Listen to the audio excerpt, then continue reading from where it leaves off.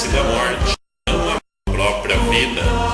O programa Chamando Vencedores é uma realização da Igreja que se reúne à Rua 22 de Abril, número 47, Jardim Planalto.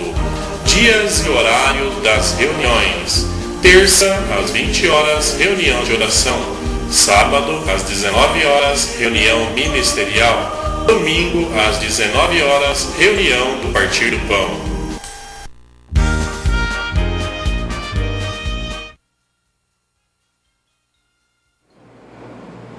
Muito boa noite, internautas. Este é o programa Chamando Vencedores, é o nosso encontro semanal. Estamos aqui ao vivo, hoje, terça-feira, 19 de abril de 2011, agora são 18 horas e 31 minutos. Falamos aqui de Cosmópolis, São Paulo, com a graça de nosso Senhor Jesus Cristo, na sua misericórdia. Estamos aqui às terças compartilhando a sua palavra, e hoje o Senhor vem falar conosco através da sua palavra, e esperamos e oramos que o Senhor possa falar abundantemente nos nossos corações, coração do internauta que está do outro lado aí, do amigo, do irmão que está nos ouvindo, que possa receber essa palavra como de fato é, vinda do próprio Senhor Jesus. Pois muitos profetas falaram da parte do Senhor, mas movidos pelo Espírito Santo. E Hebreus nos diz que, no livro de Hebreus, o apóstolo Paulo nos mostra ali que o Senhor Jesus é o mesmo ontem, hoje e assim o será para sempre. Então, se no passado ele de muitas formas, usou várias pessoas e para falar também de muitas formas, hoje não é diferente. Cada um de nós, desde que nos encontremos no Espírito e deixamos o Senhor falar por meio de cada um de nós. Então, oremos para que o Senhor trazer luz nessa palavra que vamos compartilhar aqui hoje, trazer sabedoria, um espírito de revelação, de entendimento, para que todos os que ouvirem a compreendam e recebam como vinda do próprio Senhor. No Evangelho de João, capítulo 2, há 3 versículos aqui que nos trazem uma luz em especial. No versículo 23, nos diz que, estando Jesus em Jerusalém, durante a festa da Páscoa, muitos, vendo os sinais que ele fazia, creram no seu nome.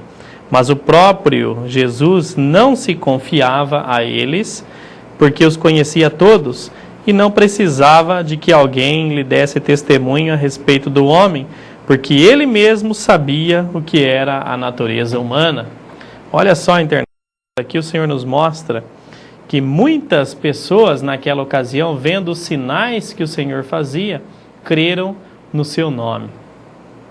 O capítulo 6 aqui mesmo de João, numa certa ocasião que ele estava com os discípulos, versículo 28 e 29, os discípulos indagaram o Senhor sobre como eles poderiam realizar as obras de Deus.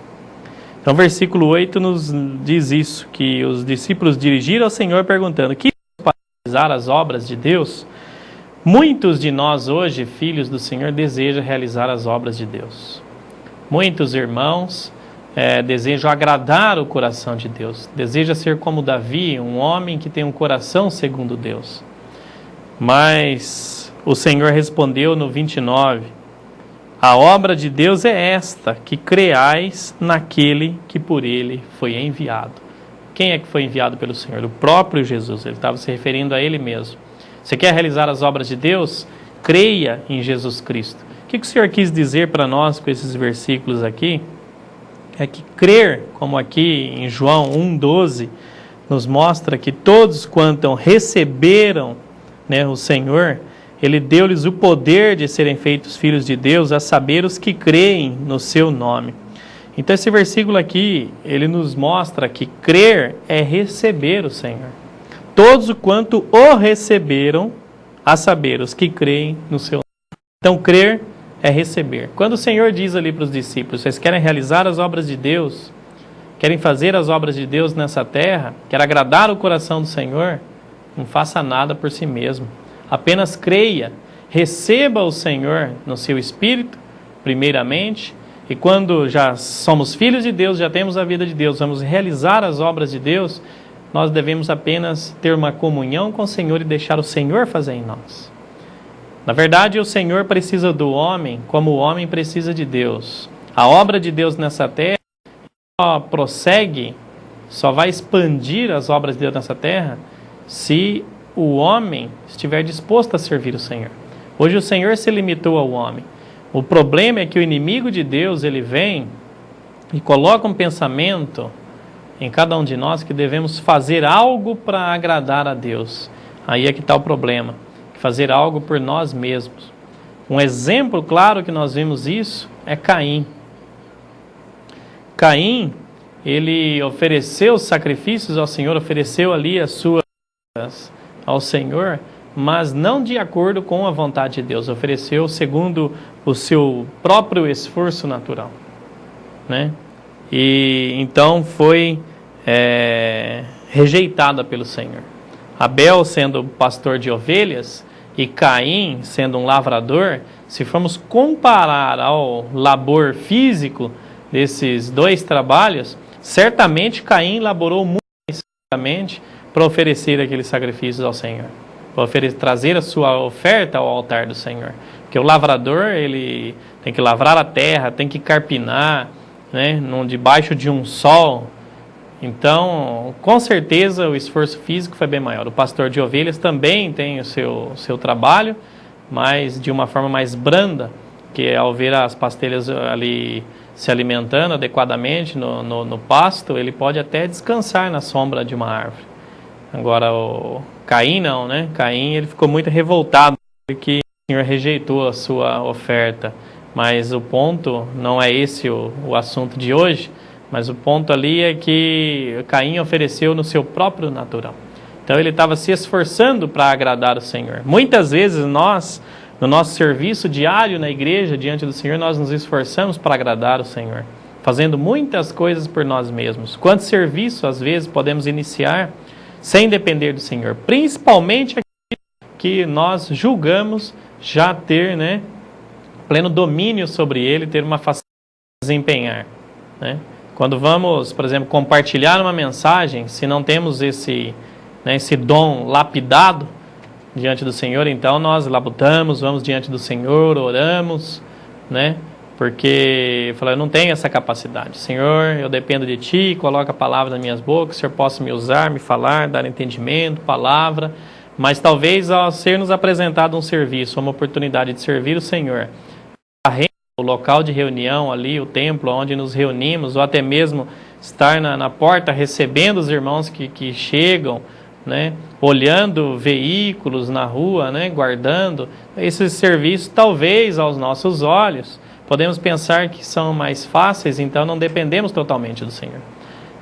Nós temos que tomar cuidado com esse lado bom que está na nossa alma, esse lado bom, esses pensamentos que às vezes nos ganham, imaginando, nos levando a pensar que nós sabemos fazer alguma coisa. Que seja uma tarefa da mais simples aos nossos olhos, devemos depender do Senhor. Crer é isso, é receber o Senhor naquele serviço, naquela função que vamos desempenhar diante do Senhor, naquela obra que vamos realizar. Ou seja, uma pregação do Evangelho, um movimento grande, ou seja, apenas falar de algo que você já conhece muito bem, tipo invocar o nome do Senhor, algo que nós praticamos, conhecemos vários versículos, seja algo grande, difícil de compartilhar, ou algo que nossos olhos devemos depender do Senhor. Por isso que no programa Chamando Vencedores, nós entregamos totalmente esse programa, esse compartilhar nas mãos do Senhor, para que Ele possa falar, possa apenas encontrar caminho no nosso coração e compartilhar a sua palavra. E os discípulos, desejando aqui, em João 6, cooperar com o Senhor, fazer as obras do Senhor, perguntam para o Senhor: que faremos para realizar essas obras de Deus? Senhor, que creais naquele que por Ele foi enviado, que receba o Senhor Jesus, que deixe esse que por Ele foi enviado realizar as obras, fazer junto com vocês ou então no seu lugar. O Senhor deseja fazer a obra através do homem. A partir do nosso coração, do nosso espírito, Ele possa ganhar todo o nosso ser, a nossa alma, e aí então a obra ser realizada pelo próprio Senhor. Então a obra principal do Senhor nesta terra, que a palavra nos mostra, é que os homens creiam e recebam o Senhor, que dê oportunidade para ele restaurar essa terra e tomar o reino, o governo dessa terra que está na mão do seu inimigo. E isso ele vai fazer através do homem, mas o Senhor só pode realizar se o homem permitir, se o homem deixar que o Senhor faça dessa forma.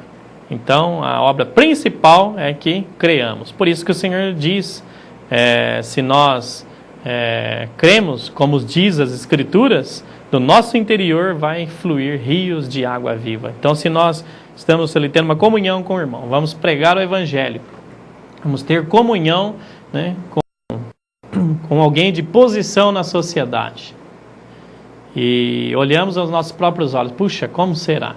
Se nós cremos, como diz a Escritura, na ocasião do nós não devemos temer nada, porque do nosso interior vai fluir vida, rios de água viva, é vida para aquela pessoa que está ouvindo. Então apenas temos que crer, é isso que o Senhor nos mostra para nós. E para realizar essa obra do Senhor principal, aqui nesses versículos que eu li do capítulo 2, versículo 23 a 25, o Senhor realizou alguns sinais, e muitos, por causa dos sinais que ele fazia, creram no seu nome. Foi necessário eles ver algo, então creram. Agora, Hebreus, capítulo 11, versículo 1, nos mostra ali o que é a fé. A fé é a plena certeza de algo que se espera, a plena convicção de fatos que se não vê. Então, você não viu, mas crê. Então, nós lemos a Bíblia, esses fatos que estão relatados, nós não vimos com os nossos próprios olhos, mas nós tomamos por fé. Nós cremos. Então, esse é o ato de crer, é o ato de ter fé. A fé é o próprio Senhor que vai sendo trabalhada no nosso interior. E aqui, essas pessoas, os judeus, creram porque viram os sinais.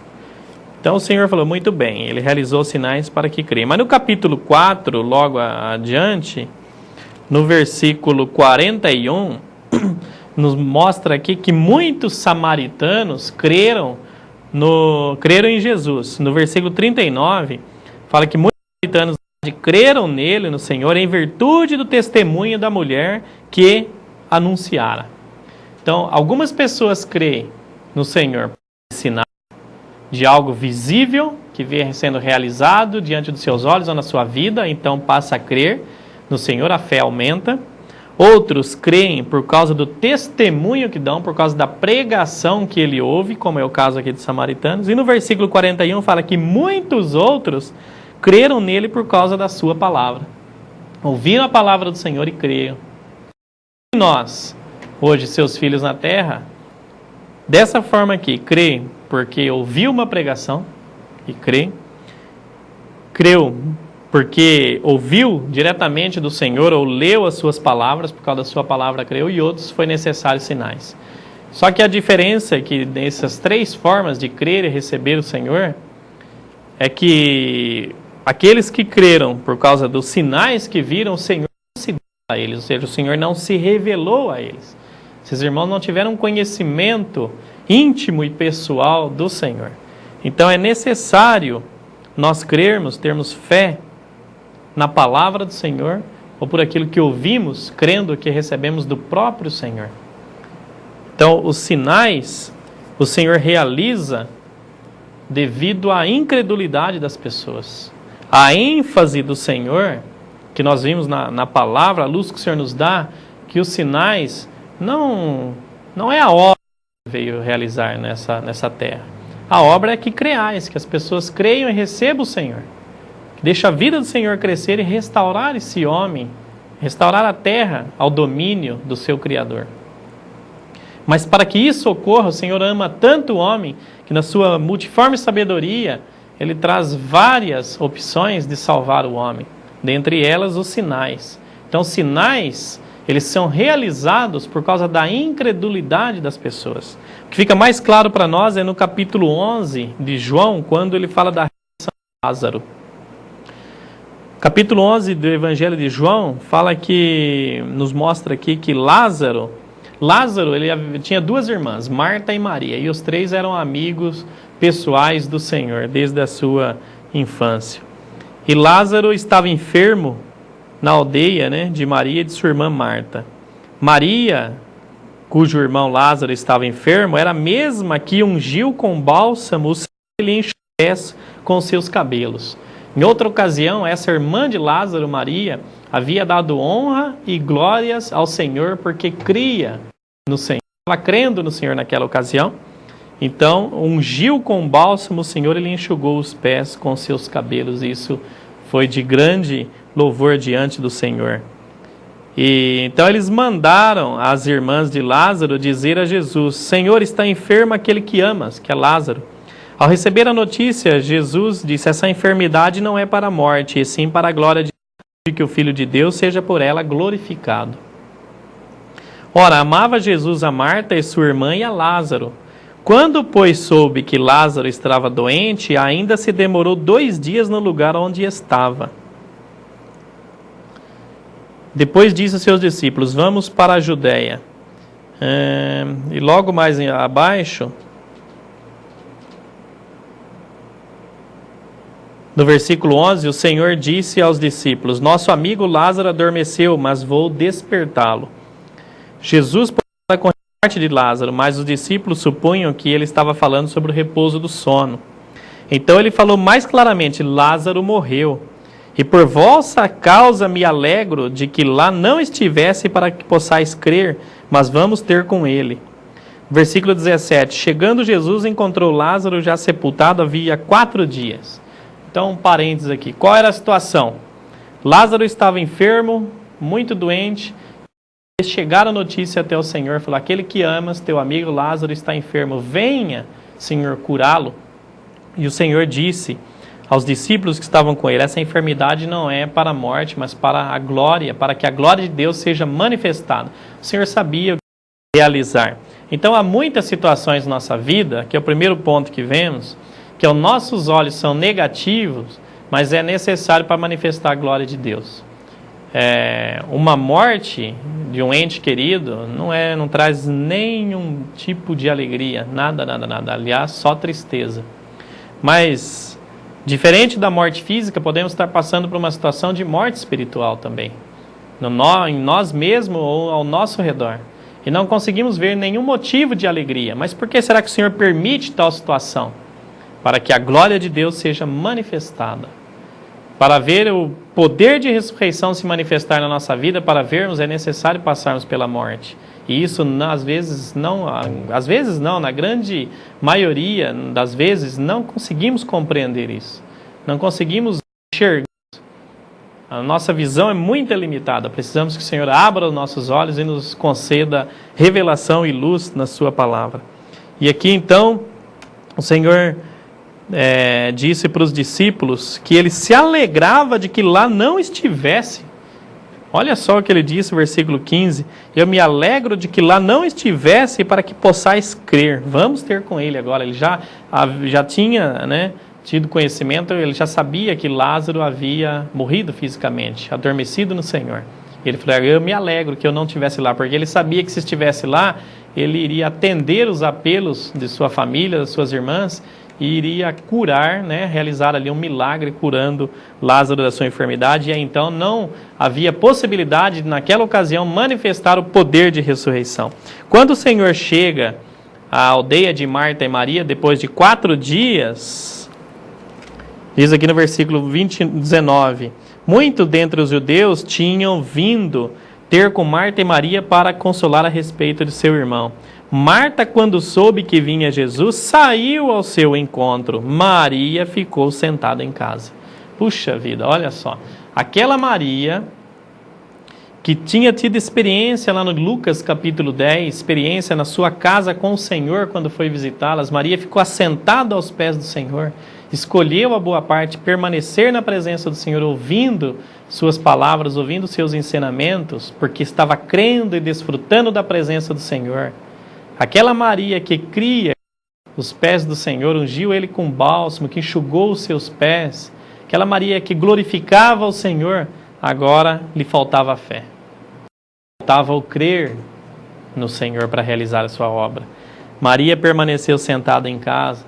Marta, que lá naquela experiência de Lucas capítulo 10, quando o Senhor estava na sua casa, ela não permaneceu na presença do Senhor. Ela estava agitada, desejando fazer serviços ali, talvez até mesmo para agradar o Senhor. Aquela Marta que o Senhor a repreendeu com seu muito agitada, mandando se aquietar. Marta saiu correndo ao encontro do Senhor aqui quando viu.